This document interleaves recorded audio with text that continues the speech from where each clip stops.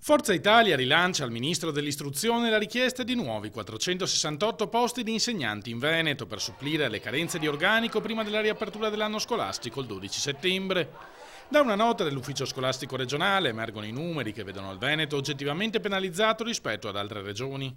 Negli ultimi 8 anni vi è stato un aumento di oltre 30.000 alunni a fronte di una diminuzione di circa 4.500 docenti.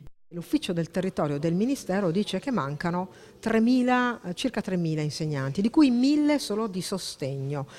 E il minimo indispensabile per avere l'orario che le famiglie avevano avuto l'anno scorso è di 468. E nessuna risposta viene data al Veneto. Poi si scopre che per la Sicilia venerdì trovano 4.600 posti in più. Allora non è vero che questi insegnanti non possono essere autorizzati. Ci chiediamo come mai per il Veneto viene fatta questa discriminazione. Per l'anno scolastico 2015-2016, dei 4.255 posti aggiuntivi messi a disposizione dalla cosiddetta buona scuola, solo 150 sono andati al Veneto, di gran lunga la regione più penalizzata a livello nazionale. Per il nuovo anno c'è stata un'ulteriore diminuzione di 92 posti. La discriminazione verso gli studenti veneti è evidente, chiosa il coordinatore regionale di Forza Italia Marco Marin, anche dalla percentuale di voti massimi all'esame di maturità, più bassa che nelle altre regioni, nonostante criteri oggettivi indichino i nostri giovani come i più preparati.